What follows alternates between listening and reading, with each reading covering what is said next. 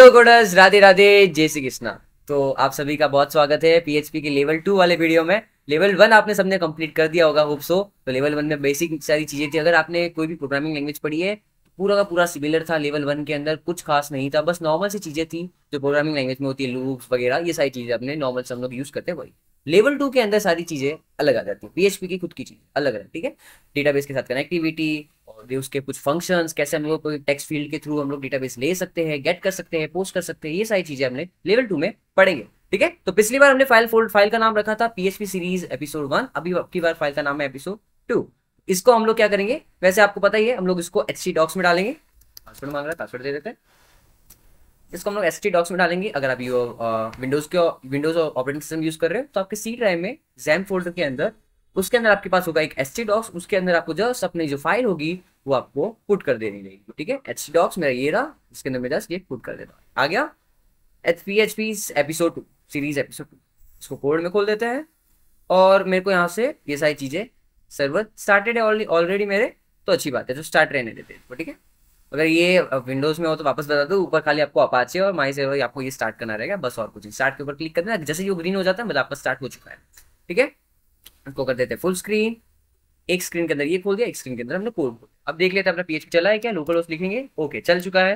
ज्यादा बड़ा हो गया, रीसेट कर देते हैं, ओके हो गया। पीएचपी अपना चल रहा है, मतलब अपना काम हो रहा है, ओके। तो अभी मैं क्या करता हूँ, अपने टॉपिक्स के ऊपर चलते हैं। अभी प्रीवियस वीडियो में हमारा लास्ट टॉपिक था शायद लूप्स थे, अपना लास्ट टॉपिक, हाँ लूप्स थे प्रीवियस वीडियो में। लूप्स के बाद आते हैं अपने पास फंक्शंस। अब फंक्शंस दो तरीके के होते हैं, यूजर डिफाइंड और building functions. User defined functions वो फंक्शंस होते हैं, ठीक है, जो हम लोग बनाते हैं, लेकिन कुछ बिल्ट इन फंक्शन हम लोग पहले देखेंगे जो बाय डिफॉल्ट पीएचपी के थ्रू बनाए जा चुके हैं, हमको बस उनको यूज करना होता है, ठीक है। लाइक अभी मैं आपको करके दिखाऊंगा ये कैसी बात हो रही है। मैं ना फाइल का नाम कॉपी कर लेता हूँ, मेरे को फाइल खोलनी है अपने क्रोम पे, इसलिए, ठीक है।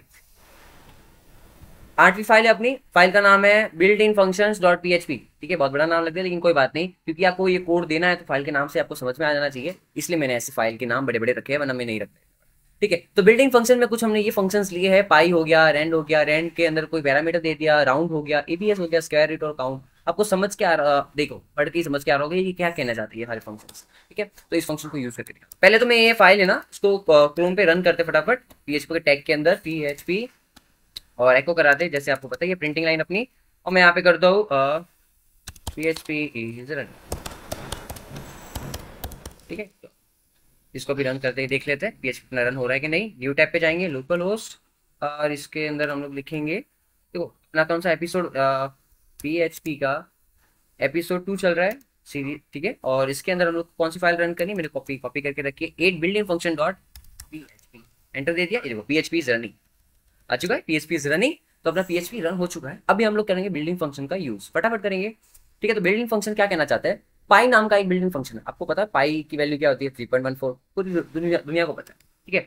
वैसे ही इससे पहले की पाई की वैल्यू, क्योंकि वो पाई की वैल्यू फिक्स्ड है, तो पीएचपी ने एक फंक्शन ही दे दिया हमको कि भाई ये फंक्शन यूज करो, आप पाई की वैल्यू गेट कर दो। मैं यहाँ पे डायरेक्ट देखो, मैं क्या करूँगा, यहाँ पे डॉलर साइन नहीं लगाएंगे, डायरेक्ट लिख देंगे पाई वाली ब्रैकेट, सेव कर दिया। अब देखना यहाँ पे क्या आता है, देखो 3.14 पाई की वैल्यू आ गई। बिल्ट इन फंक्शन है, डायरेक्ट यूज करो, कोई जरूरत नहीं है आपको कुछ करने की, ठीक है। जैसे ये हमने यूज किया, इसको कमेंट कर देते, ओके,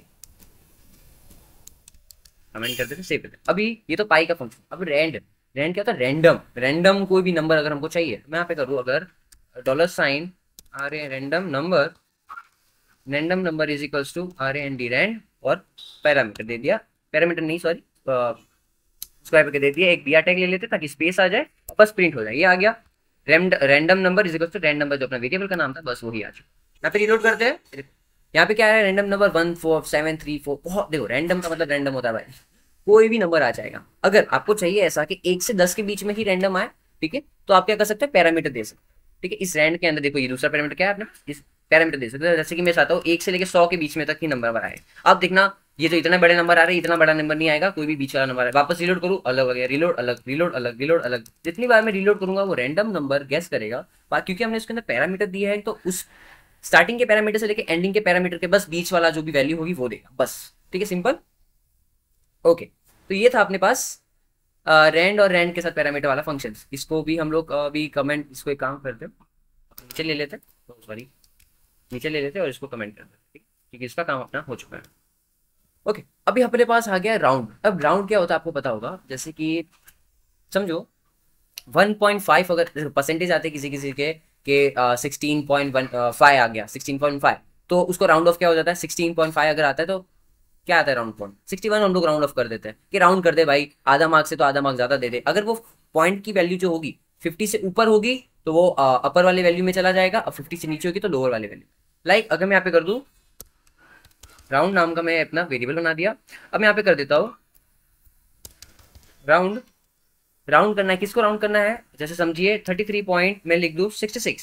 तो देखो मैंने क्या बोला 50 से ऊपर, पॉइंट के अंदर 50 से ऊपर की वैल्यू होगी 50 से ऊपर की, तो वो अपर में चला जाएगा। तो यहाँ पे क्या प्रिंट होगा मेरा 34 प्रिंट होगा जब मैं ये राउंड को प्रिंट कराऊंगा। ठीक है, यहाँ पे लिख देता हूँ राउंड नंबर, यहाँ पे लिख देता हूँ राउंड, सेव किया, रिलोड करते हैं, ये देखो 34 प्रिंट हुआ, क्योंकि मेरे राउंड की जो वैल्यू थी पॉइंट की डेसिमल की वैल्यू वो 50 से ज्यादा थी, 50 से ज्यादा थी, तो वो क्या हो गया एक वैल्यू उसने इंक्रीज कर दी। 33 ही था वैसे तो, उसने क्या कर दिया 34। अब यहाँ पे मैं 50 से कम कर दूं 40 कर दूं यार, ठीक है, तो क्या चला जाएगा नीचे वाली वैल्यू में ही चला जाएगा, जो बेसिक अपनी वैल्यू थी वही वैल्यू रह गई, 40 को उसने हटा दिया। अगर मैं यहाँ पे फिक्स 50 करूँ तो क्या आ जाएगा, क्योंकि इजिकल्स वाला ऑपरेटर भी तो यूज होता है, तो वो क्या करेगा 34 में काउंट करेगा, उसको एक इंक्रीमेंट कर देगा। ठीक है, ये था अपना राउंड फंक्शन। ओ सॉरी यहाँ पे सेव नहीं कर सकते, ये था अपना राउंड फंक्शन। अभी हम लोग देखते हैं एबीएस। अभी एबीएस क्या काम करता है मैं आपको वो भी अच्छे से बताऊंगा। एबीएस भी अच्छा फंक्शन है, कभी आपके हमको बहुत नीड होती है इसकी। अभी एबीएस क्या करता है, एबीएस ठीक है, अब ये क्या करता है बेसिकली अपने जो भी नेगेटिव वैल्यूज होती है ना, ठीक है, उसको पॉजिटिव कर देगा, -40 सेमीकोलन। अब ये क्या करेगा एबीएस नंबर, देखो यहाँ पे नंबर मेरा क्या है नेगेटिव में है, यहाँ पे रिलोड किया वो पॉजिटिव में हो चुका है, समझ लो नंबर मेरा नेगेटिव है लेकिन वो पॉजिटिव में है, वो हो चुका है। तो ये एबीएस फंक्शन हमको रिटर्न करता है। अगर समझो ये पॉजिटिव होता तो क्या नेगेटिव में देता, ऐसा नहीं होता। ठीक है, नेगेटिव नंबर को वो पॉजिटिव में कन्वर्ट कर देता है। जैसे मैथ में अपने पास वो ब्रैकेट वाले लाइन वाले आते हैं, जैसे ही हो जाता है वो क्या कर देता है नंबर को प्लस में डाल देता है, सिंपल। ओके, ये था अपने पास एबीएस। एबीएस हो गया अपना। अब नीचे जाते हैं और इसको कमेंट कर देते हैं वापस। Okay done. अब इसको कमेंट करने के बाद अपने पास नेक्स्ट फंक्शन है एबीएस के बाद स्क्वायर रूट, बहुत बार दुनिया, ठीक है, SQRT स्क्वायर रूट। ठीक है, स्क्वायर रूट का function SQRT। Square root of 10 कितना होगा, सही है सही है।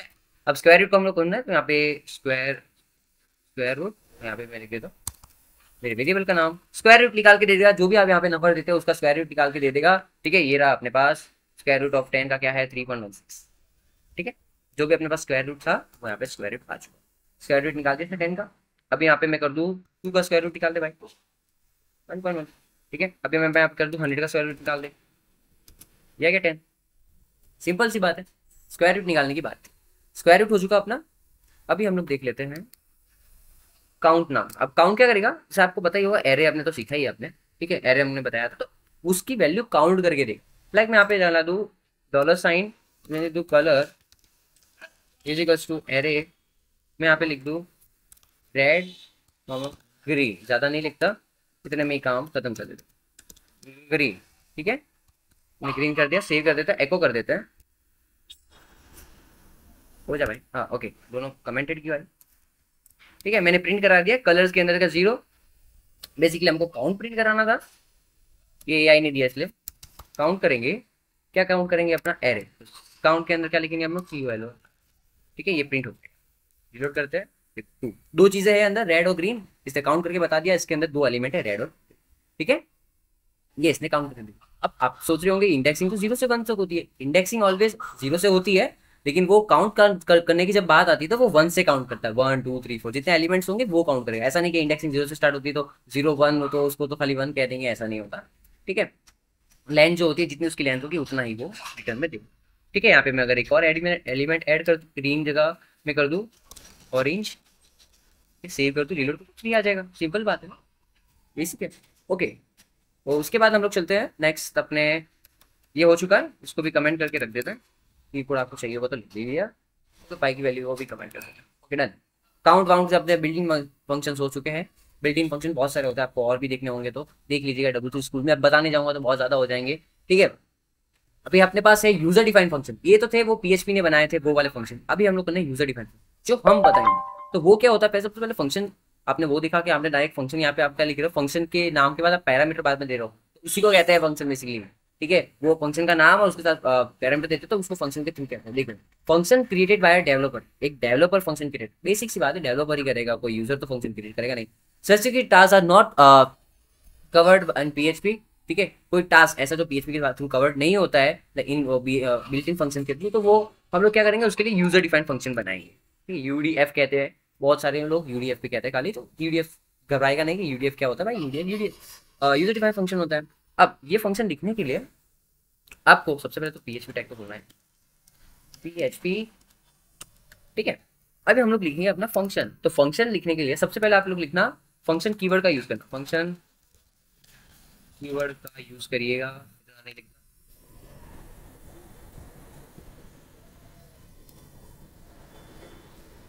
अब मैं लिखता हूँ फंक्शन। ठीक है, मैंने लिखा फंक्शन, फंक्शन कीवर्ड का यूज किया। अच्छा, एन लगाना भूल गया, मैं सोच रही अलग लग रहा है। अच्छा, फंक्शन एन लगा दिया मैंने, फंक्शन। अब फंक्शन के लेने के बाद फंक्शन का नाम आता है, फंक्शन कीवर्ड के बाद आता है फंक्शन नेम। ठीक है, उसके बाद फंक्शन नेम के बाद आता है फंक्शन आर्ग्यूमेंट। ठीक है, आर्ग्यूमेंट। फंक्शन का नाम आप लोग समझ लीजिए, मैं रख दूं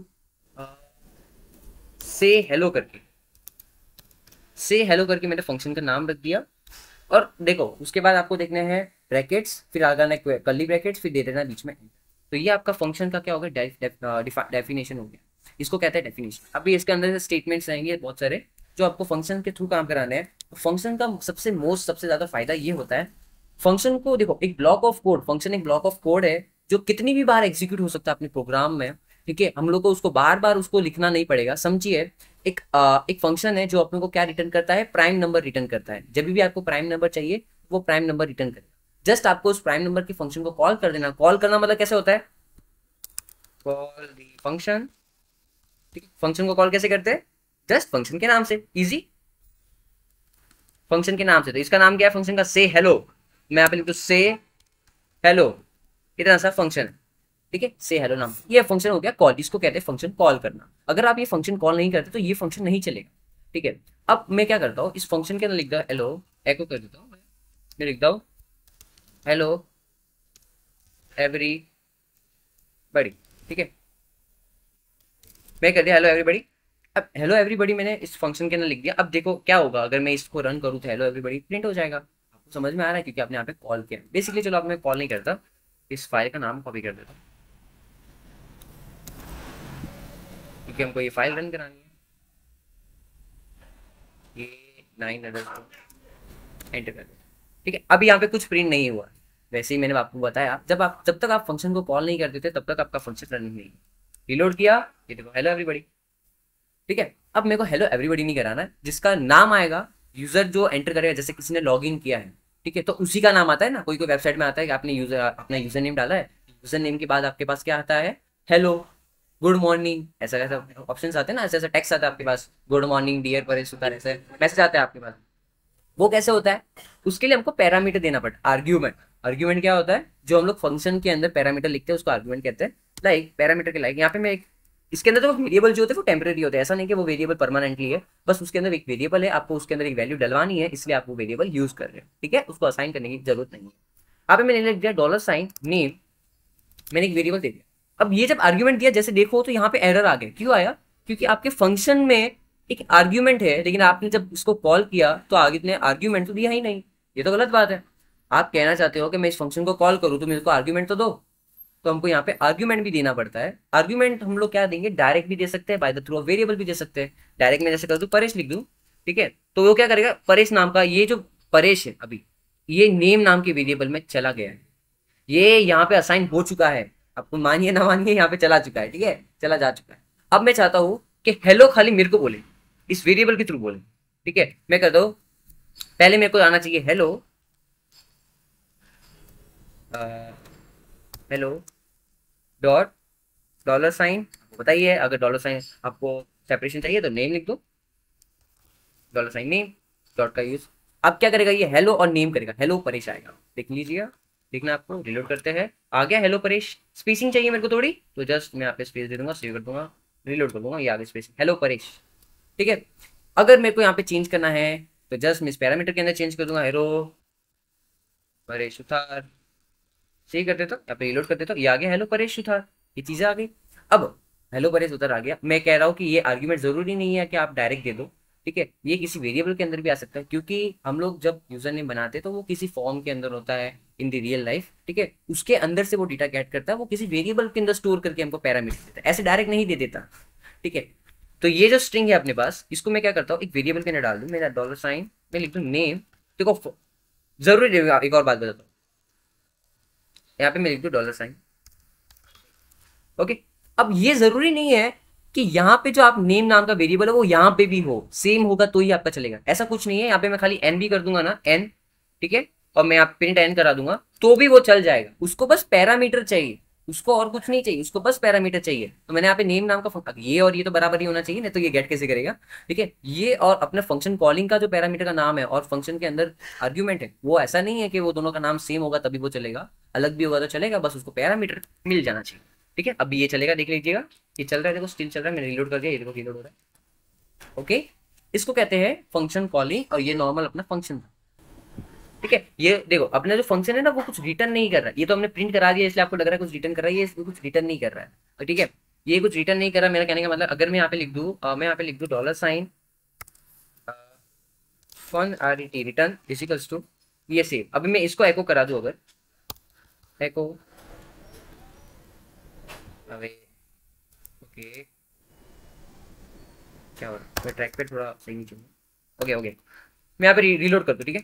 तो ये जो फंक्शन कॉल हुआ ना बेसिकली, ठीक है, ये कॉल हुआ है यहाँ पे, ठीक है, और इसने यहाँ प्रिंट कराया, और ये जो है ना अपना, ये बस एको कराया इसलिए प्रिंट करा रहा है, ये और कुछ नहीं कर रहा है। हमको अगर रिटर्न में फंक्शन से कुछ चाहिए, ठीक है, मैं क्या करूँगा, यहाँ पे इसको हटा दूंगा, और मैं यहाँ पे करूँगा, ये इसको हटा नहीं, यहाँ पे जस्ट मैं यही करूँगा रिटर्न, सही करते, रीलोड करते।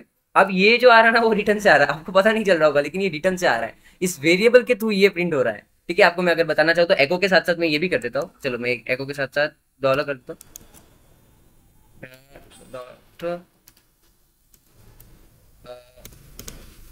रिटर्न वैल्यू सेव करता हूँ, यहाँ पे देखिएगा अभी, देखो ये रिटर्न के थ्रू आए, ये बहुत ही कंफ्यूजिंग हो गया लेकिन इजी है, ये इतना समझने की बात है, ठीक है। ये कैसे आया, रिटर्न के थ्रू आया। अभी ये इस फंक्शन ने कुछ रिटर्न किया, क्या रिटर्न किया, हेलो और एंड, ठीक है। ये पहले वो रिटर्न वाला थ्रू नहीं होता, पहले ऐसे कॉल हो जाता, ठीक है।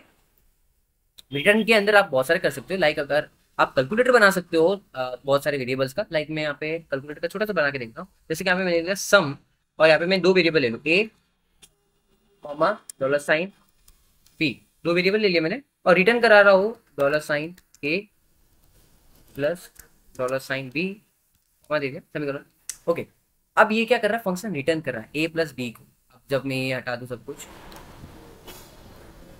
ठीक है, मैं एको कर दूँ, एको डायरेक्ट एको रिटर्न कर दूँ डायरेक्ट, ठीक है। मैं क्या करूँगा, सम मैं करना चाहता हूँ 10, और मुझे पता नहीं कि 10 और 20 को प्लस करेंगे तो कितना आएगा, मैं देखना चाहता हूँ, ठीक है। तो मैं रिलोड किया तो ओके, 10 और 20 प्लस करेंगे तो कितना आएगा, 30 आएगा, ठीक है। इस फंक्शन के थ्रू हमको ये पता चला। वैसे ही आप कैलकुलेटर बना सकते हो, अलग अलग बहुत सारे अलग अलग नाम देके, सम मल्टीप्लाई डिवाइड जो भी अपने पास होते हैं ऑपरेटर्स अरिथमेटिक, उसके थ्रू, ठीक है। ये थे अपने पास यूजर डिफाइंड फंक्शन, जो फंक्शन यूजर ने डिफाइन किया। अब हम लोग चलते हैं अपने 10th के ऊपर, वेरिएबल गेट और वेरिएबल पोस्ट के बारे में बात करेंगे। ये सारी चीजें किस लिए काम आती है ये देखेंगे, मैं आपको बताता हूँ कि इनके थ्रू। पहले तो ये मैं खोल देता हूँ इस फाइल को ऑनलाइन अपने होस्ट पे, पेस्ट करता हूँ, एंटर दे दिया, देखो अभी कुछ नहीं है क्योंकि मैंने कुछ किया। अब दो वेरिएबल्स होते हैं, सुपर ग्लोबल वेरिएबल्स कहते हैं, super global, dollar sign get and dollar sign post, ये दो वेरिएबल है जो क्या है, सुपर ग्लोबल वेरिएबल है पीएचपी के अंदर। ये बहुत इंपॉर्टेंट है गाइस, अच्छे से देख लीजिएगा, ठीक है। डॉलर साइन गेट और डॉलर साइन पोस्ट दोनों क्या है, सुपर ग्लोबल वेरिएबल पीएचपी के अंदर। दोनों यूज होते हैं डेटा को कलेक्ट करने के लिए फ्रॉम HTML फॉर्म, जो हम लोग HTML का जो फॉर्म भरते हैं ना, यूजर नेम पासवर्ड और कंफर्म पासवर्ड और सबमिट करते हैं, उसके अंदर जो भी डेटा को कलेक्ट करने का काम होता है वो इन दोनों का होता है, डॉलर साइन गेट और पोस्ट का, इन दोनों का ही होता है, bye the through of URL parameters, ठीक है। URL के पैरामीटर के थ्रू ये सारी चीजें होती है। अब जो गेट होता है वो क्या करता है, डेटा को कलेक्ट तो करता है लेकिन बाय URL के पैरामीटर के थ्रू, मतलब उसका जो भी डेटा जो भी हमने फॉर्म भरा होगा उसकी जो डिटेल्स होगी वो अपने URL के अंदर आ जाएगी, फिर उसके बाद वो किस पे जाएगी, अपने डेटा के अंदर जाएगी, ठीक है, क्वेरी स्ट्रिंग के through. This is useful to retrieve data without changing the server state. Server state को कोई चेंज किए बिना हम लोग क्या कर सकते हैं, डेटा गेट कर सकते हैं। ये अच्छे से हम लोग कोड करके देखेंगे तो हमको अच्छे से समझ में आएगा। अब एक और है पोस्ट, एक बार हम लोग गेट समझ लेते हैं, ठीक है। ओके, अब मैं क्या करता हूँ ना, डायरेक्ट एक HTML का बॉयलरप्लेट ले लेता हूँ, ठीक है। मैं यहाँ पे लिख देता हूँ फॉर्म, ठीक है। हम लोग ये फॉर्म बनाएंगे, ओके। हम लोग यहाँ पे एक फॉर्म बना देता हूँ, फॉर्म। अब फॉर्म के अंदर एक्शन होता है। मैं यहाँ पे, अब देखो बेसिकली मैं यहाँ पे एक फॉर्म के अंदर है ना, लेबल ले लेता हूँ, नेम, उसके बाद लेता था एक इनपुट की फील्ड, इनपुट टेक्स्ट से समझिए, ठीक है। और इस, अरे इन दोनों को डी में डाल देता हूँ ताकि मेरा ब्लॉक वाइज कोड रहे। ये मेरे को करके रख देना चाहिए था, कोई बात नहीं, अभी भी फटाफट कर लेता हूँ। इसको हटा देता हूं। मेरा पहले क्या है, नाम आ जाएगा, फिर आ जाएगा फेस, समझिए, मैं पासवर्ड लेना चाह रहा हूँ, ठीक है। यूजर नेम लिख देता, अच्छा नहीं लग रहा नेम खाली, user name, okay. User name क्या हो गया, यूजर नेम और पासवर्ड आके। अब मैं एक लास्ट ले लेता हूँ, रिकॉर्डिंग ले लेता हूँ। डी लेने की जरूरत नहीं है, डायरेक्ट में लिख देता हूँ यहाँ पे input type is equal to submit आएगा यहाँ पे, सबमिट, ठीक है, सबमिट। अब देखो ये नॉर्मल फॉर्म है, आप लोग वेब पे देखोगे तो आपको नॉर्मल फॉर्म दिखेगा। वो अपने पास इनपुट ब्लॉक है, एक सबमिट का बटन है। बटन के अंदर क्यों नहीं लिखा है, क्योंकि यहाँ पे वैल्यू के अंदर मैंने यहाँ पे लिखा नहीं है। वैल्यू के अंदर भी मैं लिख देता हूँ सबमिट, रिलोड करते हैं, ये आ गया सबमिट।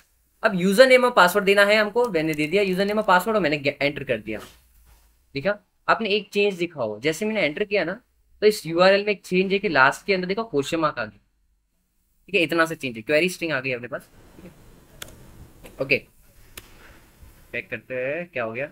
हाँ देखो मैंने एंटर नहीं किया था तब तक ये नहीं था, उसके बाद आ चुका। अब क्या करेंगे ना, इसको हम लोग देखेंगे, इसको हम लोग गेट करा के देखेंगे कि ये सच में हम लोग पीएचपी के वेरिएबल के अंदर इनकी वैल्यू कैसे डाले। यहाँ पे जो मैं लिख रहा हूँ उनकी पीएचपी की वेरिएबल के अंदर कैसे वैल्यू जानी चाहिए, ये देखना है, ठीक है। तो कैसे जाएगी, सबसे पहले तो है ना, अभी आप जो भी इनपुट फील्ड लेते हो उसके अंदर आपका नेम नाम का एट्रीब्यूट जरूरी होता है, क्योंकि वही आपका क्या होगा, पीएचपी के थ्रू हम लोग क्या करते हैं, सिलेक्ट करते हैं, ठीक है। तो नेम के अंदर मैं ले दूँ यूजर नेम, और यहाँ पे अंदर मैं ले लूँ नेम के अंदर पासवर्ड, ठीक है, ओके। ये दोनों चीजें ले लिया, सबमिट हो गया। अब देखो, अब हम लोग यूज करेंगे पीएचपी का, वो जो अपना गेट वेरिएबल था उसको, सुपर वेरिएबल पीएचपी, ठीक है। पीएचपी को आप कहीं पे भी यूज करते, चाहे तो ये पीएचपी है ना, मैं जो यहाँ लिख रहा था वो इसके बीच में घुसा के लिख दूँ, लेकिन मेरे को नहीं लिखना, अच्छी प्रैक्टिस के लिए ऊपर ही लिख देते, क्योंकि ऊपर ये चल सकता है तो ऊपर ही लिख देते, ठीक है, पीएचपी। अब मेरे को क्या करना है, जब भी कोई इस बटन पे क्लिक करे तो मेरे को ये वैल्यू चाहिए। पहले एक सेकेंड, मैं ना एक काम करता हूँ, पहले आपको मैं प्रिंट आर का, मैंने आपको फंक्शन दिखाया था, मैं करता हूँ प्रिंट आर अंडरस्कोर आर, यहाँ पे मैं कर देता हूँ $, अंडरस्कोर, सारा कैप्स लॉक में गेट। अब देखा क्या आएगा, यहाँ रिलोड किया, एक एरे आया, लेकिन वो एरे क्या है, खाली है। अब मैं इसको क्लिक किया, अब देखो यहाँ पे एक एसोसिएटिव एरे बन चुका है। पहले एरे का नाम है यूजर नेम, दूसरे एसोसिएटिव एरे का नाम है पासवर्ड। ये क्या है, दोनों की है, इनकी वैल्यू गायब है, इनकी वैल्यू है ही नहीं, क्योंकि हमने यहाँ पे वैल्यू दी ही नहीं। यहाँ पे देखो लर्न विद स्टूडेंट डाल दिया, और मैंने यहाँ पे डाल दिया पासवर्ड। अभी मैं एंटर देता हूँ, देखो यूजर नेम में आ गया लर्न विद स्टूडेंट, पासवर्ड में आ गया पासवर्ड। लेकिन इसको हम लोग गेट नहीं कर रहे हैं, हम लोग क्या अलग से गेट करेंगे, ठीक है। कैसे करेंगे वो दिखा दो, हमने ये कर चुके। अभी हम क्या करेंगे ना, कि इस चीज को $गेट को, अगर आप हाँ एक चेंज, मोस्ट ऑफ चेंज दिखाना था मेरे को आपको, यहाँ पे दिखा दूं। देखिए जब मैंने यहाँ पे किसी को फॉर्म भरा, समझिए मैंने ये परे सुधार किया और पास किया, जब मैं यहाँ पे एंटर पहले, अभी यूआरएल को देख लीजिए, अभी यूआरएल मेरी खाली है। अब जब मैं यहाँ पे सबमिट कर रहा हूँ तो यहाँ पे देखो URL, user name, Paresh Sutar and password pass, ठीक है। तो यहाँ पे यूआरएल के अंदर मेरे पैरामीटर आ चुके, जो मैंने यहाँ पे फॉर्म भरा था। तो गेट से ये होता है, गेट क्या है, सिक्योर नहीं है। अगर आप यूजर को यूआरएल और यही मिल जाएगा तो ये सिक्योर कैसे रहेगी, ठीक है। इसलिए ना गेट का यूज खाली इसलिए होता है ताकि वो फटाफट काम कर सके। पोस्ट का यूज होता है मोस्टली, किसका यूज होता है, अंडरस्कोर। अब देखना सेम काम होगा, लेकिन पोस्ट में क्या होगा, आपको यूआरएल में कोई चेंज नहीं दिखेगी। रिलोड किया, मैंने यहाँ पे फॉर्म भरा, ठीक है, सबमिट किया। अब देखो यूआरएल में कोई चेंज नहीं है, पासवर्ड देखो गायब, रिलोड कर दो मैंने, है ना। हाँ देखो, और एक और मेन चीज मैं आपको बताना भूल गया, तो चल गया, अच्छी बात है कि जो अपना फाइल का नाम है वही एक्शन में अपने फाइल का नाम आना चाहिए।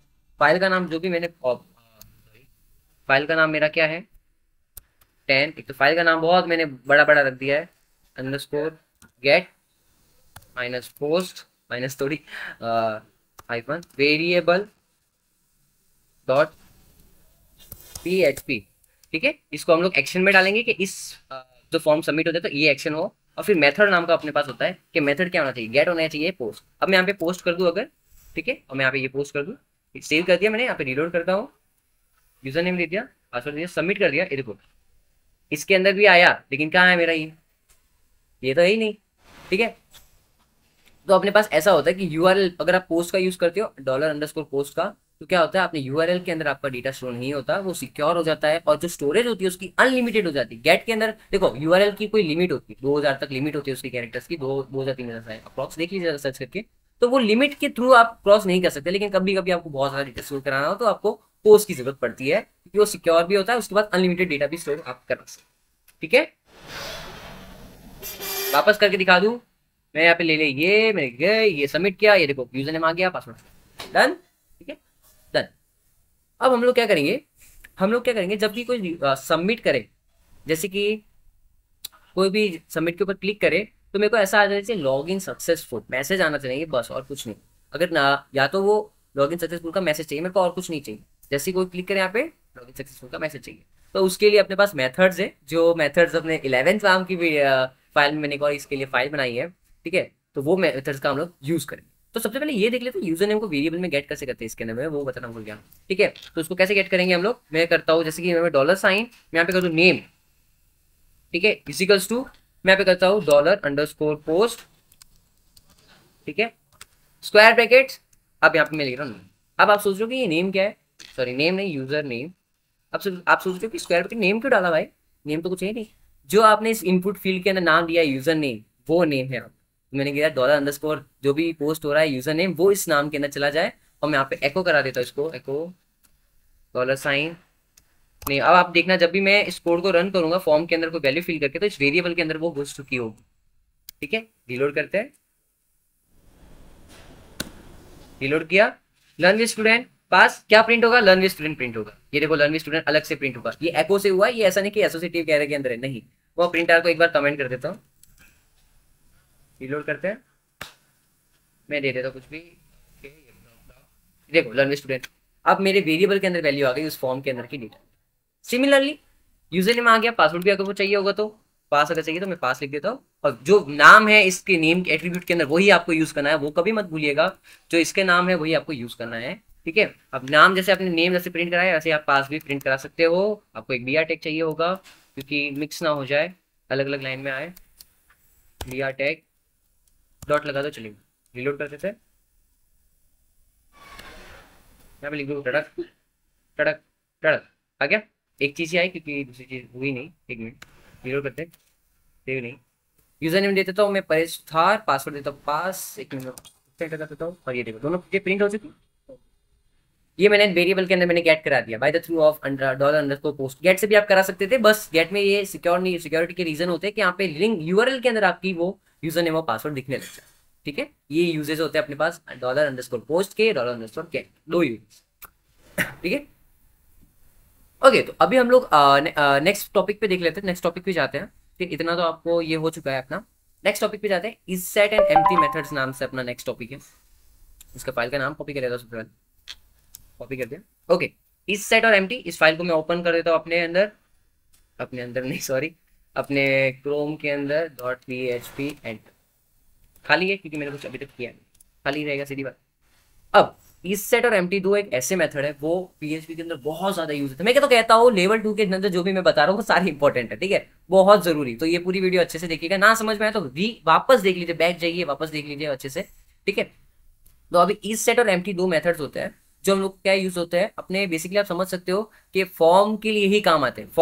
फॉर्म जो अपना HTML का होता है उसके लिए काम आता है। अगर वो फॉर्म किसी बटन पे आपने क्लिक किया है तो उस फॉर्म के अंदर क्या होना चाहिए, अगर वो फील्ड एम्प्टी है तो मेरे को ये दिखना चाहिए, अगर वो फॉर्म के अंदर क्लिक हो गया, सेट हो चुका है फॉर्म के अंदर वैल्यू, तो मेरे को ये हो जाना चाहिए, ऐसा कोई रिटर्न में मेरे को कुछ चाहिए, ठीक है।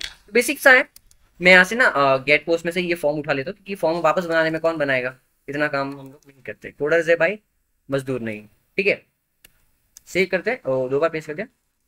ओके, यही वापस मेरा फॉर्म है। इस फॉर्म का जो मैंने बोला था, फाइल का नाम का ही मेरे को क्या चाहिए, एक्शन चाहिए। फाइल का नाम है अपने पास, फाइल का नाम बहुत बड़ा रखा है मैंने, ये अंडरस्कोर इस सेट अंडरस्कोर नहीं हाइफन एम्प्टी, उसके बाद है हाइफन मैथड, ठीक है, ओके, फाइल का नाम दे दिया, इस फाइल को भी मैंने पोस्ट मेथड में रख दिया, चलेगा पोस्ट मेथड। अब इस सेट का क्या काम है मैं आपको वो दिखा। सबसे पहले इस सेट मेथड करता क्या है, purpose check variable is set और नॉट, वेरिएबल के अंदर कोई वैल्यू सेट है या नहीं है, ये सेट हो रहा है। सिंटेक्स क्या है, नॉर्मल इज सेट ब्रैकेट के अंदर, ये जो नॉर्मल फंक्शन का सिंटेक्स होता है। और purpose check variable is empty है कि वो सेट नहीं है, वो सारी चीजें देखेगा, एम्प्टी नाम से ही पता चल रहा है।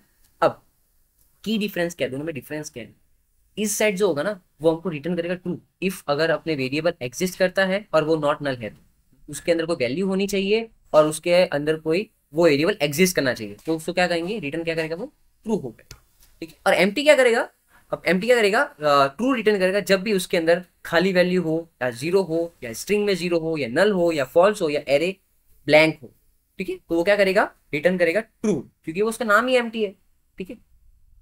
अब वापस यहाँ पे मैं पीएचपी खोल देता हूँ फटाफट, पीएचपी टैग मतलब, ओके डन। अब हम लोग क्या करेंगे यहाँ पे, इसके अंदर की जो वैल्यूज है वो लेंगे अब, लेकिन वो क्या रहा था, जब मैं यहाँ पे पहले तो मैं क्या कर रहा था, डायरेक्ट वैल्यू ले रहा था फॉर्म के सबमिट बटन के क्लिक करने के ऊपर कुछ नहीं कर रहा था, ऐसे ही हो जा रहा था, ठीक है। फॉर्म के सबमिट बटन पे क्लिक कर रहा था, वो पेज रीलोड हो रहा था, इसलिए वो एक्शन हो जा रहा था, ठीक है। अब मैं क्या करता हूँ, यहाँ पे जो यूजर नेम और पासवर्ड है सिमिलरली वही अपना पहले वाला काम, यहाँ से मैं ये उठा लेता हूँ, 1 मिनट वापस नहीं लिखना हमने को, ये जो चीजें थी मैं उठा लूँ और मैं अपनी 11th वहां पे पेस्ट करूँ, सेम ही है अपना यूजर नेम और पासवर्ड। अब क्या हो रहा है, अब जब ये देखिएगा, जब कोई सबमिट बटन पे क्लिक करे तो आप ऐसा ऑप्शन आना चाहिए लॉग इन सक्सेसफुल, यहाँ पे तो आप डाल ही नहीं सकते। अब यहाँ पे तो मैं डायरेक्ट एको करा दूं, पासवर्ड की जगह मैं लगा दूं यहाँ पे बीआरटेक की जगह लॉग इन, मैं लिख दूं सक्सेसफुल, यहाँ पे लॉग इन सक्सेस कोड्स नहीं दिए, मैं यहाँ पे लॉग इन सक्सेसफुल लिख दूं, तो ये तो सीधी बात होगी भाई, तू देखा मैं गलत यहाँ पे गड़बड़ मैं आपको दिखाता हूँ, लॉग इन सक्सेसफुल पहले ही आ गया, मैंने कुछ किया ही नहीं, पेज रिलोड होते ही वो चीजें चल गई, ठीक है। तो ये ऐसा नहीं होना चाहिए, इसके लिए अपने पास इच सेट मेथड का यूज आएगा, ठीक है। जैसे रिलोड करता हूँ ये देखो वापस लॉगिन सक्सेसफुल आ गया, क्योंकि पीएचपी का कोड तो रन होगा ही ना भाई, ठीक है। अब आप कंडीशन कैसे लगाओगे बिना कुछ किए, ठीक है। तो इसलिए हम लोग पहले करेंगे, यहाँ पे आते हैं वापस और कर देते हैं हमने कुछ काम इस सेट के मेथड का। सबसे पहले हम लोग करेंगे इस सेट मेथड, ओके यूज करते हैं इसको। अब इस सेट मेथड पहले बता दो, ऐसा काम करता है इस सेट मेथड, अगर कोई वेरिएबल के अंदर वैल्यू होगी तो वो रिटर्न करेगा ट्रू, ठीक है, और वो एग्जिस्ट करता हो तो ट्रू रिटर्न करेगा, ठीक है। अभी मैं एक सबमिट के अंदर भी नाम दे दूं, नेम दे देता हूं सबमिट, इसका भी तो नाम होना चाहिए ना, ठीक है सबमिट, ओके। और यहां पे मैं लिख देता हूं इफ, देखो ये कंडीशन के अंदर डाल रहे इफ इस सेट पहले मैं ना ये नेम और ये पासवर्ड का ही ये फंडा इसी को आपको क्लियर करवा के दिखा दो क्या चल रहा है यहाँ पे। डॉलर साइन पहले डायरेक्ट आ रहा था, आपने देखा था कि डायरेक्ट वो प्रिंट हो जा रहा था लॉगिन सक्सेसफुल, अब डायरेक्ट नहीं होगा। इट सेट नेम सेट होना चाहिए, एंड ऑपरेटर ये अपने पास, डायरेक्ट एंड नहीं लिखते सॉरी, डबल एंड अपने पास क्या हो जाए, नेम भी क्या हो जाना चाहिए, पासवर्ड भी क्या हो जाना चाहिए, सेट हो जाना चाहिए, तभी वो आएगा। वापस मैं लिखता हूँ इट सेट, मैं कर देता हूँ यहाँ पे डॉलर साइन, बस सेव कर दिया, तो मेरे को कमेंट कर दिया और मैंने लॉगिन सक्सेसफुल लिख दिया। अब देखो अब ये जब मैं रिलोड करूंगा ना पेज तो डायरेक्ट लॉगिन सक्सेसफुल नहीं आएगा, ठीक है। रिलोड किया देखो डायरेक्ट लॉगिन सक्सेसफुल नहीं आया, और मैं अगर मैं इस फॉर्म को खाली छोड़ू और सबमिट कर दूं, ठीक है, तब तो आएगा क्योंकि वो वैल्यू अंदर हमने घुसेड़ी है, ठीक है। अब यहाँ पे मैंने जो लॉगिन ये और लॉगिन सक्सेसफुल, अब देखो एम्प्टी का कोई मैंने कुछ किया नहीं था, दिक्कत यहाँ थी, ये देखो खाली पे क्यों आ रहा है, रिलोड करते हैं इसको, रिलोड करते हैं। अब देखो मैंने एम्प्टी का कुछ किया नहीं था तो क्या दे रहा है लॉगिन सक्सेसफुल। अब मैंने एम्प्टी का मेथड का हम लोग यूज करेंगे ताकि हमको ये दिखाए कि अगर वो जो वेरिएबल के अंदर जो वैल्यू है वो अगर एम्प्टी हो तो लॉगिन सक्सेसफुल नहीं आना चाहिए। ये एक और दिक्कत हो गई, पहले हमने क्या सॉल्व किया कि login successful direct page reload पे नहीं आना चाहिए, ठीक है। अब हम लोग क्या करेंगे डिबग, कि जब मेरी कोई वैल्यू कोई यूजर डाले ही ना तो वो लॉगिन सक्सेसफुल कैसे हो, ठीक है। अब हम लोग एम्प्टी मेथड का यूज करेंगे यहाँ पे, ठीक है। अब इसके अंदर हम लोग एक और इफ लगाएंगे, ठीक है। अब यहाँ पे लिखेंगे इफ, हम लोग यहाँ पे लिखते हैं empty dollar sign name and, इसी को कॉपी कर लेते हैं, इतना मैंने फॉर्म पे लिखेगा, यहाँ पे एम्प्टी लिखे, देखो एंड की जरूरत नहीं है, हम लोग यहाँ पे और लगाएंगे,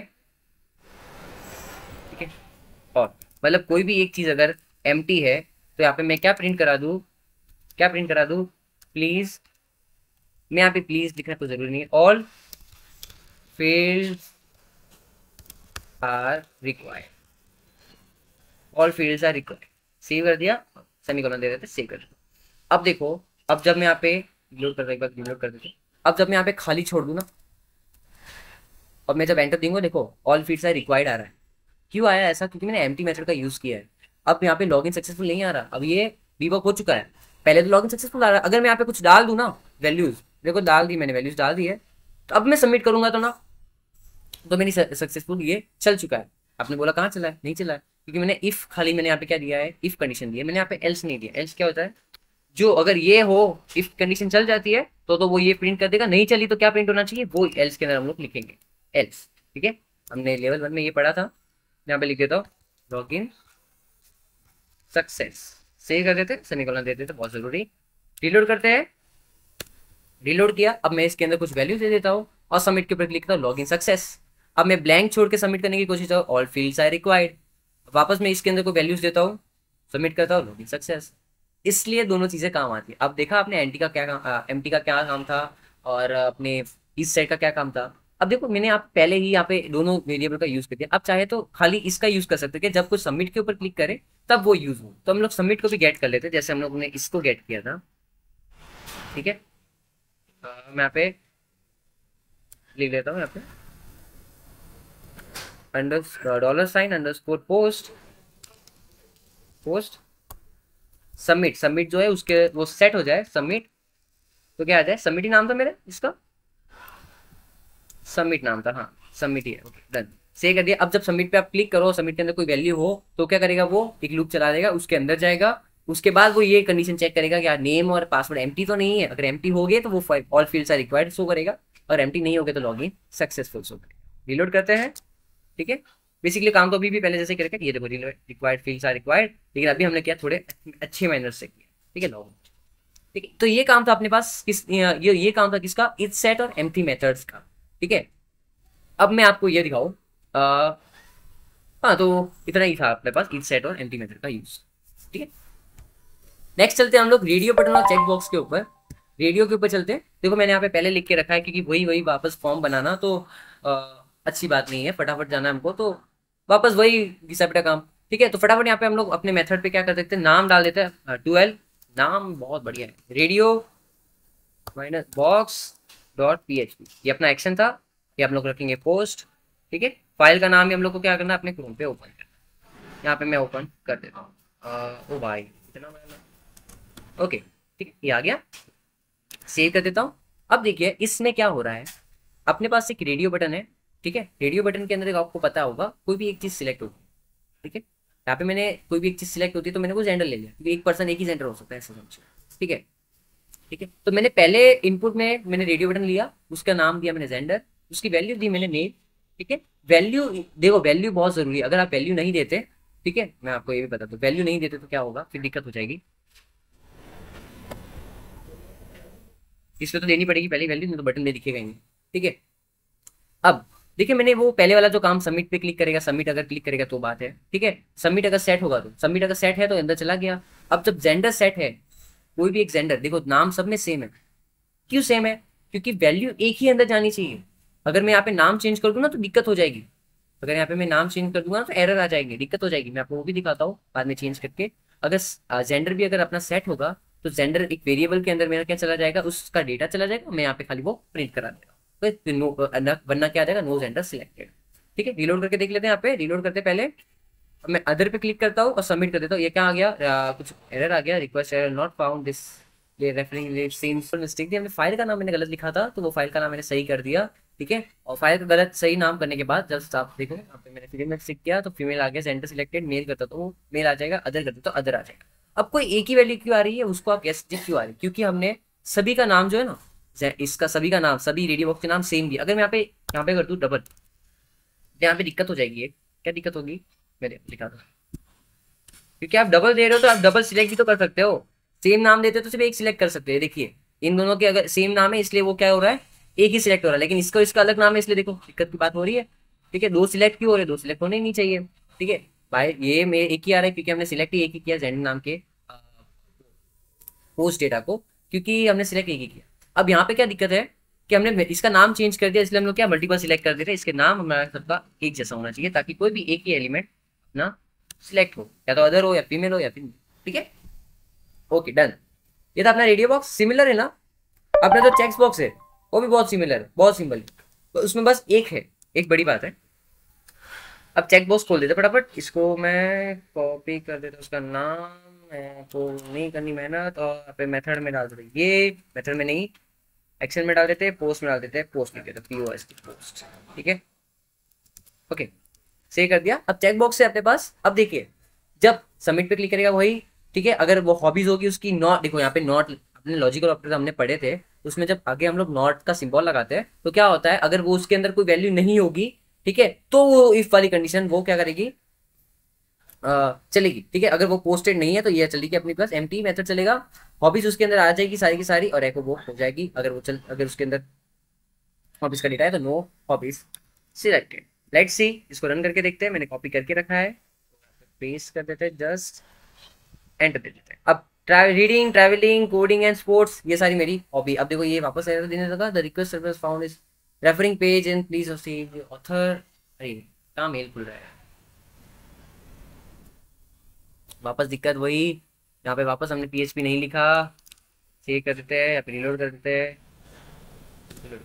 बैक जाओ, पोस्ट, देखो आ गया सिलेक्टेड हॉबी। अभी मेरा एरे शो हो रहा है, ये एरे क्यों शो हो रहा है मैं आपको बताता हूँ। ये मैंने सब सिलेक्ट कर दिया, देखिए ओके मैंने सब सिलेक्ट कर दिया तो भी एरे आ रहा है। वापस मैं अगर इसको रिलोड करूँ, सिलेक्ट कर दिया एरे, क्योंकि एक एरे है तो हमको क्या करने पड़ेगा। अब आपने ये सोचा होगा कि एरे क्यों है भाई, क्योंकि यहाँ पे मल्टीपल ऑप्शन हम लोग सिलेक्ट कर सकते हैं। तो यहाँ पे देखिए हमने जो नेम बनाया ना उसके अंदर हमने स्क्वायर ब्रैकेट रखे, हमने एक एरो स्क्वायर ब्रैकेट रखे।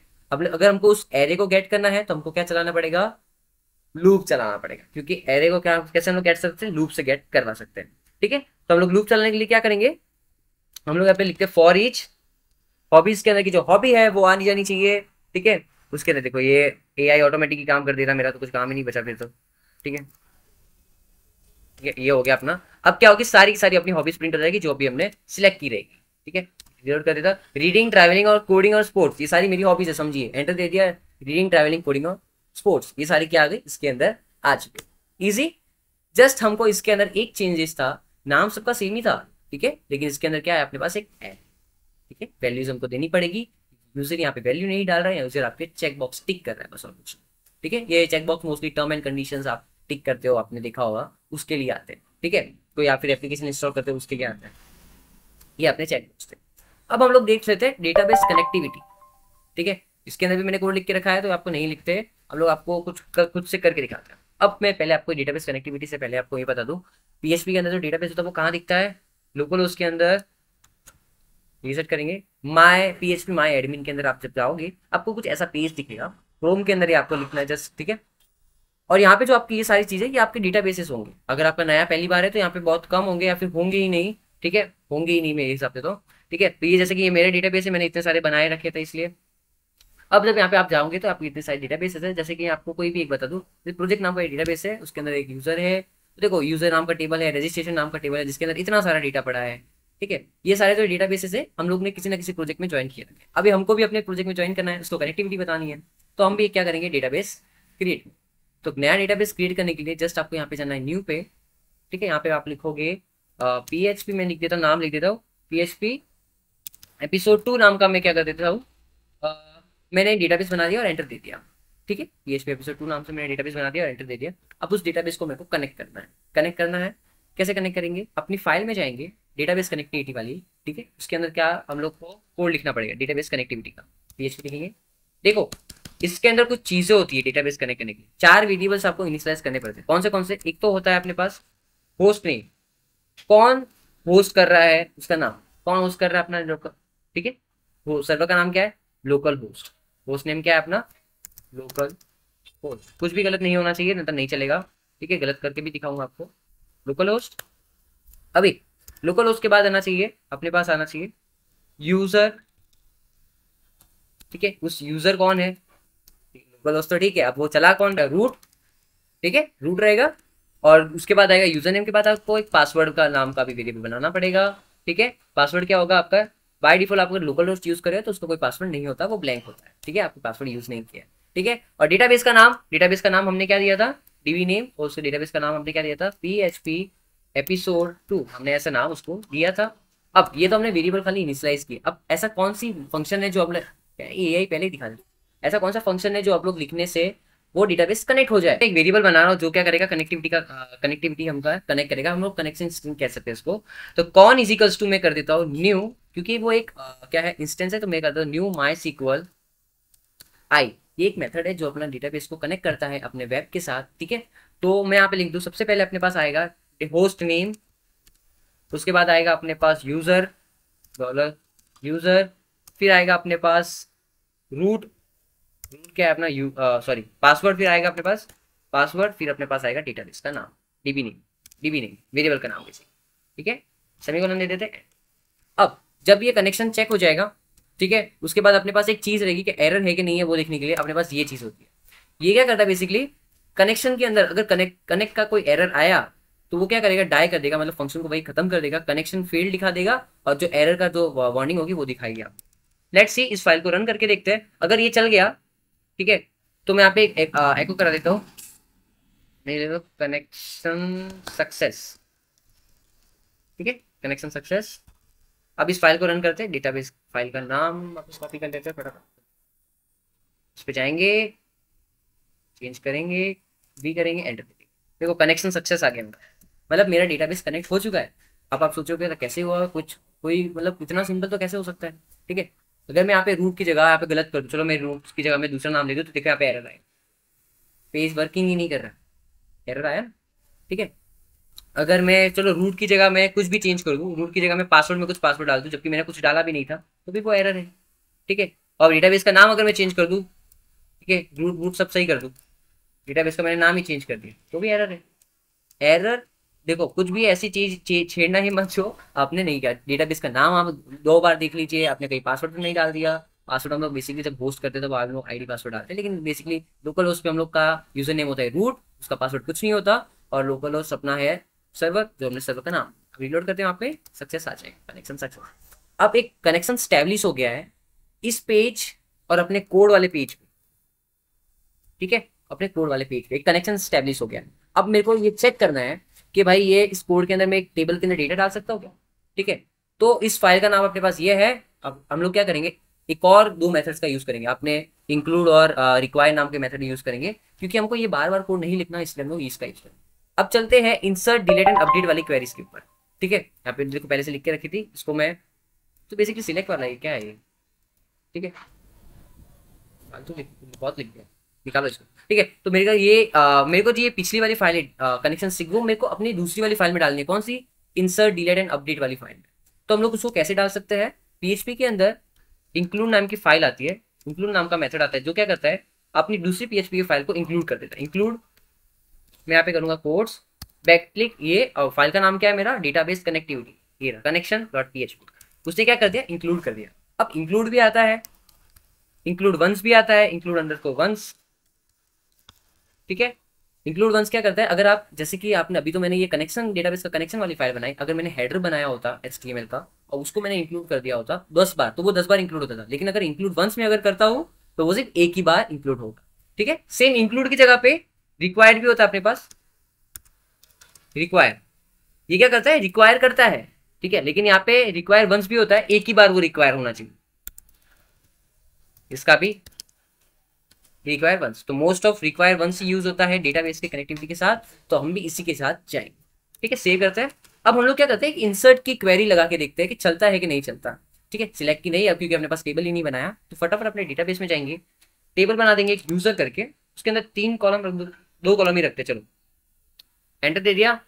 कॉलम का नाम होना चाहिए पहले आईडी, इंटीजर होनी चाहिए, लेंथ आप कुछ नहीं भी डाल सकते हो, ठीक है।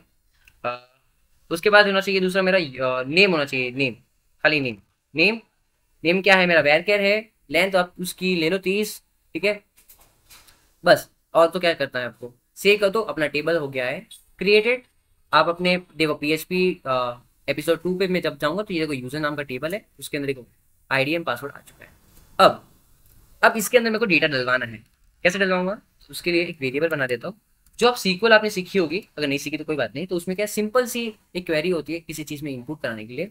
इंसर्ट, देखो एसक्यूएल के अंदर कैप्स लॉक या फिर नॉर्मल आप लिखते हो तो कोई जरूरी नहीं है ऐसा कि ये सारे कैप्स लॉक में लिखो, डायरेक्ट भी लिख सकते हैं। इंसर्ट इनटू, क्वेरी लिखनी है हमको तो इंसर्ट इनटू क्या है, टेबल का नाम क्या है, यूजर। यूजर के अंदर कौन से कॉलम्स है अपने पास, पहला कॉलम है आईडी, दूसरा कॉलम है नेम, ठीक है। उसके अंदर कौन सी वैल्यूज डालनी है, मैं तो वैल्यूज डाल देता हूँ। वैल्यूज है मेरी, आईडी है समझो 10, 10 नहीं 1 ही डालते हैं, अच्छे से चलते हैं। और दूसरा जो मेरा पैरामीटर है वो क्या है, नेम। तो नेम कौन सा आता है, कोट्स के अंदर आता है, परेश, ठीक है, सिंगल कोट्स के अंदर दे दूंगा मैं इसको, परेश, और सेमीकोलन देता सेव। अब इस क्वेरी को रन कराने के लिए अपने पास क्या चीज़ होती है, इसके अंदर अपने पास एक सिंपल सा होता है, मैं एक वेरिएबल के अंदर भी ले लूंगा उस रिजल्ट को, रिजल्ट इजिकल्स टू, मैं यहाँ पे ले लूंगा कनेक्शन वेरिएबल का यूज करना पड़ेगा। कनेक्शन वेरिएबल यहाँ पे तो है नहीं इस फाइल में, लेकिन हमने यहाँ पे रिक्वायर्ड किया है तो कनेक्शन वेरिएबल हम लोग यूज कर सकते हैं, ठीक है। अब टिक लगाएंगे और हम लोग यहाँ पे क्या लिखेंगे, अब की बार क्वेरी, क्वेरी, और यहाँ पे अपना सीक्वल लिख देंगे, $सीक्वल कि ये रन कर दे अपनी क्वेरी, सिंपल, ओके। रन कर, अब मैं यहाँ पे पेज पे जाता हूँ, रिलोड करता हूँ, देखो रिलोड कर दिया, सॉरी ये दूसरा पेज है अपना, अपने पास इस फाइल का नाम कॉपी करता हूँ और ये फाइल खोलते हैं।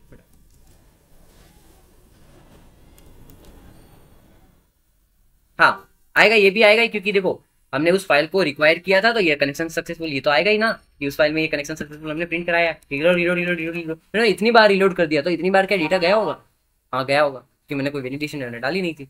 लेट्स सी, यहाँ पे गए अपने पेज पे, छोटा कर देते पहले और रिलोड करके देखते हैं।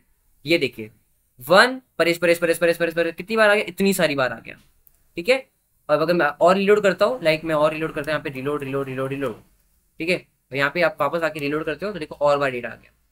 ये कैसे हो गया, अब तो देखो समझ में नहीं आ रहा कि डेटा तो चला गया कि भाई इतनी बार तो नहीं जाना चाहिए, यूजर को दिखाया तो सही यहाँ पे क्या डेटा इंसर्ट सक्सेसफुली। तो ऐसा मैसेज के लिए जस्ट यहाँ पे लिखता है इफ $, रिजल्ट लिख देते और जस्ट हम लोग यहाँ पे कर देते हैं। अगर रिजल्ट ट्रू होगा तो एको हो जाएगा रिकॉर्ड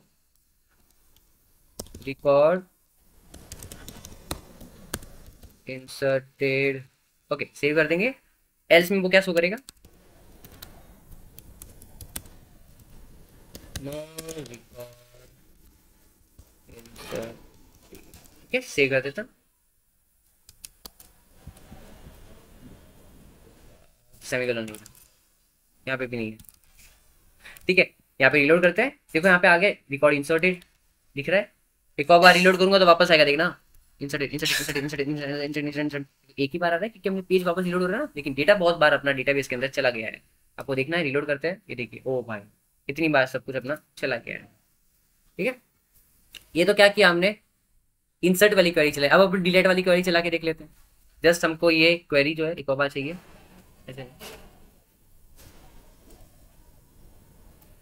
अब ये जो है हम लोग डिलीट वाली क्वेरी चला लें, चलो इसको हम लोग कमेंट कर देते हैं, यहाँ पे मैं कर दूँ डिलीट वाली क्वेरी। डिलीट क्वेरी कैसे करते हैं, डिलीट फ्रॉम, टेबल का नाम क्या है अपना यूजर, अब एक क्लॉज लिखते हैं वेयर, अब देखो सब में सेम नाम और सब में वो है, अगर मैं आईडी लिख दूं 1 तो सब डिलीट हो जाएगा क्योंकि सबकी आईडी क्या है 1 है, सब में पासवर्ड भी क्या है। इसलिए मैं ना एक और बार ये चला लेता हूँ और परेश की जगह मैं यहाँ पे कुछ दूसरा नाम लिखता हूँ दिवेश, ताकि मैं वेयर क्लॉज के अंदर कुछ नया डाल सकूँ। सेव कर देता हूँ, यहाँ पे रिलोड कर देता हूँ और डेटाबेस के अंदर रिलोड करता हूँ, ये देखो दूसरा रिकॉर्ड दिवेश डिलीट आ गया है। अब मैं यहाँ पे कर देता हूँ इसको वापस बंद और यहाँ पे वेयर क्लॉज के अंदर मैं डाल दूंगा where name equals to Paresh. क्या सोचते हो आप क्या होगा,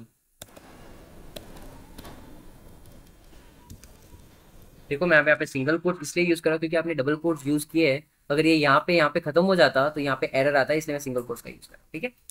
where name is equals to Paresh, ये डिलीट करेगा सारे रिकॉर्ड, देखना जो भी परेश नाम के होंगे वो सारे रिकॉर्ड डिलीट मार देगा, ठीक है। यहाँ पे गए, यहाँ पे इंसर्टेड की जगह डिलीटेड, सही करते हैं,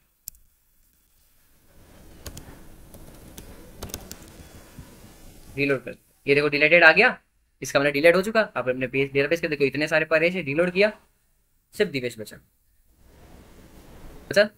ठीक है, क्योंकि मैंने क्वेरी ही ऐसे चलाई।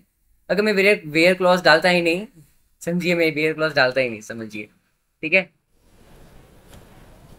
वेयर क्लॉज अगर मैं डालता ही नहीं और यहाँ पे मैं जस्ट यहाँ पे एक बार रिलोड कर दूँ हो गया, रीलोड आया, सब चला गया। वेयर क्लॉज इतना ज्यादा जरूरी है। कभी भी डेटाबेस के साथ अगर आप काम करो तो वेयर क्लॉज का बहुत ध्यान रखना कि कौन सी चीज सिलेक्ट होनी चाहिए।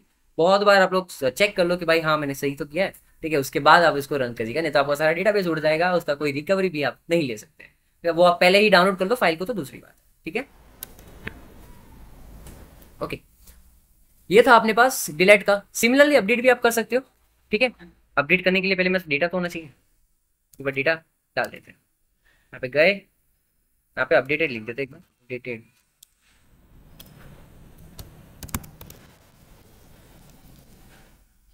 रिलोड करते हैं, यहाँ पे देखते हैं एक डेटा आ चुका होगा। ओके, एक डेटा आ चुका है, वन दिवेश। अब इसको मेरे को अपडेट करना है, जहाँ पे दिवेश है वहाँ पे परेश होना चाहिए, समझिए। ये तो मैं अब इसको कमेंट कर देता हूँ, सीक्वल चलाएंगे, अपडेट करेंगे। किसको अपडेट करेंगे? अपडेट यूजर को, ठीक है। सेट यूजर क्या है मेरा, टेबल का नाम, set name equals to Paresh, ठीक है। नेम क्या होना चाहिए? परेश होना चाहिए। देखो वापस, क्योंकि मैंने डबल कोट्स का यूज आगे किया हुआ है, मैं अभी यहाँ पे क्या करूँगा, सिंगल। फिर name equals to Paresh, name equals to Paresh. क्या सेट कर देना? नेम परेश सेट करना है। कहाँ सेट करना है? जहाँ पे जो नेम है वो क्या है, दिवेश। यहाँ पे मैंने दिया है DESH।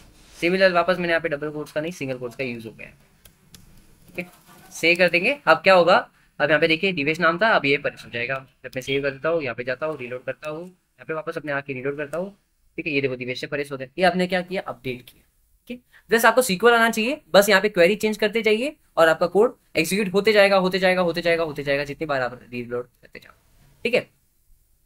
सिमिलरली अपने पास क्या है, सिलेक्ट की क्वेरी होती है। सिलेक्ट की क्वेरी के लिए, ठीक है, सिलेक्ट की क्वेरी चला लेते हैं फटाफट। तो इसके लिए भी हम लोग ये जो इनपुट वाला जो मेथड था, ये फटाफट ले लेते हैं, सिलेक्ट वाली भी कर लेते हैं फटाफट जी। अपनी ये ट्यूटोरियल पूरा हो जाएगा, सीरियल एपिसोड 2। अब सिलेक्ट वाला क्वेरी चलाने के लिए मैंने इसको वापस बंद कर देता हूँ और इस फाइल का नाम कॉपी कर लेता हूँ, क्योंकि मेरे को ये फाइल चलानी है। रीनेम, इसको मैं यहाँ पे क्रोम पे अपने चला लेते हैं। एंटर, कनेक्शन सक्सेस, मतलब अपना डेटा बेस कनेक्शन हो चुका। अब इसके अंदर डेटाबेस के अंदर सिर्फ एक ही रो है मेरे पास, ठीक है। तो मैं एक और डलवा देता हूँ, क्योंकि हमको बार बार चाहिए होगी रो, थोड़ा डेटा तो चाहिए होगा ना भाई। अब यहाँ पे परेश कर देता हूँ जस्ट, और इसको वापस एक बार रन कर देते हैं। यहाँ पे जाएंगे, बैक जाएंगे, ये तो थी मेरी, इसको रिलोड रिलोड रिलोड रिलोड कर देते हैं। यहाँ पे जाते हैं, रिलोड करते हैं, देखो डेटाबेस डेटा आ गया। अब हमको इधर जाएंगे और इसको फॉरवर्ड जा देते हैं। ओके, अब ये मेरा सोल्वी फाइल है, ठीक है, सोल्वी फाइल, ये वाली फाइल। ओके, तो अभी हम लोग क्या करेंगे, अपने जो भी डेटाबेस के अंदर टेबल है उसको गेट करेंगे, डेटा गेट करेंगे। डेटा गेट करने में बहुत मजा आता है, ठीक है। तो सबसे पहले हम लोग क्या करेंगे, फटाफट हम लोग करेंगे, सीक्वल लिखेंगे, SQL equals to select ID comma name. दो ही कॉलम है अपने पास, आईडी और नेम। आईडी और नेम फ्रॉम कहाँ से गेट करना है? यूजर नाम के टेबल से गेट करना है, ठीक है। देखो डेटाबेस की सारी कॉन्फ़िगरेशन इधर से आ चुकी है। इस फाइल को हम लोग कॉन्फ़िगरेशन config.php बोलेंगे मोस्ट ऑफ प्रोग्राम्स के अंदर, फाइल्स के अंदर, प्रोजेक्ट्स के अंदर, ठीक है। ये मैंने सीक्वल लिख दी है। अब यहाँ पे मैं लिख देता हूँ result, result is equals to, यहाँ पे लिख देता डॉलर साइन कौन, ठीक है। यहाँ पे मैं लिख देता हूँ क्वेरी, यहाँ पे मैं लिख देता हूँ डॉलर साइन क्वेरी, और क्वेरी के अंदर मेरा क्या जाएगा, सीक्वल चला जाएगा, ठीक है। सीक्वल चला गया और क्वेरी के अंदर। अब ये सीक्वल क्वेरी के अंदर चला गया है, लेकिन अब ये डायरेक्ट ऐसे शो नहीं होगा, इसके लिए आपको लूप चलाना पड़ेगा, क्योंकि मल्टीपल रोज है, मल्टीपल कॉलम्स है, तो आप क्या चलाना है लूप। तो मैं यहाँ पे करूँगा इफ, आप थोड़ा ध्यान से देखिएगा, इफ जो मेरा रिजल्ट है यार, रिजल्ट इफ, अगर रिजल्ट जो है, अगर वो मेरा रिजल्ट है, रिजल्ट के अंदर जो रो होनी चाहिए, कॉलम होना चाहिए, रिजल्ट के अंदर मेरा है अपने पास, समझिए इसके अंदर एक मेथड होता है अपने पास, क्या होता है वो, num underscore rows, number of rows greater than, number of rows हो ग्रेटर देन 0, मतलब 0 से ज्यादा मेरे पास रोज अगर हो तो वो क्या हो जानी चाहिए, इस इफ को ट्रू कर देना चाहिए, और मेरा इस इफ के अंदर की वैल्यू चल जानी चाहिए। देखो पहले से खुद से आ जा रहा है, ठीक है, ये वाइल मेरा आ गया। अब देखिए जैसे ही यहाँ पे नंबर ऑफ रोज मेरी करेक्ट होती है, तो उसके बाद एक नॉर्मल वाइल लूप यूज किया, उसके अंदर हमने क्या लिया, रो, रो नाम का एक वेरिएबल है, उसके अंदर रिजल्ट फैच होगा। अब ये फैच एसोसिएट है, ये एक अब मेरा फंक्शन है जो क्या करेगा, फैच करेगा डेटा टेबल के अंदर से, और क्या करेगा, रिजल्ट के अंदर पुट कर देगा इस रो के अंदर। अब जैसे ये रो पुट करता है, फिर एको हो जाएगा नेम और आईडी, दोनों चीजें ये क्या कर देगा, प्रिंट कर देगा। इसको एआई को वैसे पता चल गया कौन सा एआई यूज कर रहा हूँ मैं, आप भी यूज कर एक्सटेंशन में जाइए। और मेरे एआई का नेम था शायद, छोड़िए एआई को, कोई बात नहीं। ठीक है, बहुत सारे एआई आते हैं एक्सटेंशन पे, चाहिए एआई लिख के बहुत सारे एआई आते हैं, आप डाउनलोड कर लीजिएगा, आपका हो जाएगा। जैसे मैं ये लिख देता हूँ, ठीक है, फिर मैं क्या कर देता हूँ, कनेक्शन क्लोज कर देता हूँ। ठीक है, पॉज हो गया कनेक्शन के साथ काम, कनेक्शन को क्लोज कर देते हैं, क्लोज, क्लोज नहीं क्लोज। ठीक है, कनेक्शन क्लोज। यहाँ पे सारी चीजें मेरी प्रिंट हो जाएगी, होती है कि नहीं, यहाँ पे आके देख लेते हैं, रिलोड करते हैं, ये देखो इतने सारे नेम और ये सारे थे और वो चीजें आ गई। यहाँ पे मेरा डेटा है, वही क्यों डेटा मैंने यहाँ पे आ गया। ठीक है, तो मेरी सारी अपने पास क्वेरी क्या हो गई, क्वेरीज हो गई, इंसर्ट अपडेट डिलीट हो गई, हमने डेटाबेस के साथ कनेक्टिविटी कर ली। इस फाइल को हम लोग कॉन्फिग फाइल बोलते हैं, मैं पहले बता दूं, प्रोजेक्ट के अंदर हम लोग ये कॉन्फिग फाइल नाम से ही करेंगे, जहाँ खाली हमको इसको इंपोर्ट करनी थी सारे अपने प्रोजेक्ट के अंदर। ठीक है, और हमने देख लिया चेक बॉक्स के अंदर कैसे डेटा ले सकते हैं, रेडियो बॉक्स के अंदर building functions, user defined functions, empty, set method, get method, post method, सारे हमने देख लिया। ठीक है, तो लेवल 2 अपना यहीं पे होता है कंप्लीट। और मेरी भी यहाँ पे रात हो चुकी है, तो गुड नाइट गाइज। और लेवल 2 पे आप आ चुके हैं, बहुत अच्छी बात है। तो बस अपना लेवल 3 बचा है, जिसमें हम लोग क्या करेंगे, क्रड ऑपरेशन करेंगे, प्रोजेक्ट बनाएंगे और उस प्रोजेक्ट में देखेंगे कि इंसर्ट अपडेट डिलीट हम लोग कैसे कर देते हैं अपने यूआई के थ्रू। ठीक है, अभी हमने इंसर्ट अपडेट डिलीट कर चुका है, ये तो होता इतना ही है, बस हम लोग क्या करेंगे यूआई के थ्रू करेंगे। ठीक है, तो शुक्रिया, धन्यवाद, बने रहे। वीडियो पसंद आए तो लाइक करें।